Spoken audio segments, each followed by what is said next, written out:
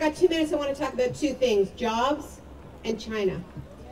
I'm so sick of this nonsense about how we are the jobs killers and this whole old, outdated paradigm pitting the environmental movement against the labor movement. We are so over that. We want to join with our allies in the labor movement to reinvent the economy from the ground up, because this economic system is failing everyone on multiple levels. We know we aren't the ones killing jobs. We know who actually did kill the jobs. They've got names and addresses, and there are people occupying parks and squares in protests across this continent and around the world to name and shame them.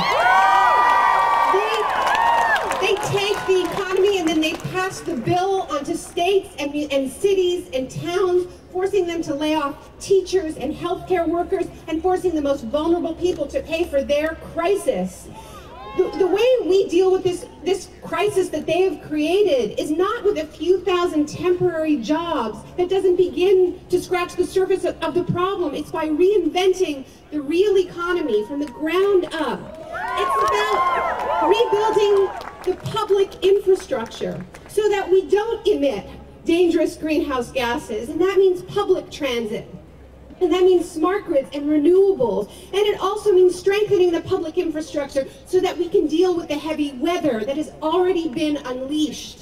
It means rebuilding our economy so that we aren't exclusively dependent on imports that have been shipped thousands of miles using fossil fuels. That means rebuilding the food system, relocalizing it, relocalizing economies in multiple ways. We know that the cities and towns that have done this have weathered through this economic crisis much better than those that haven't. That way lies millions of jobs. That's where the future lies.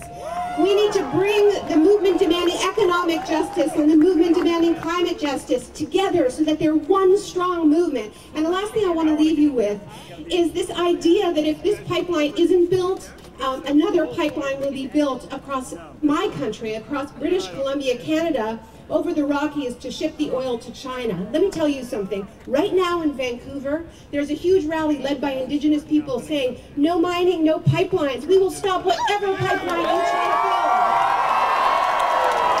And let me tell you something. They mean it.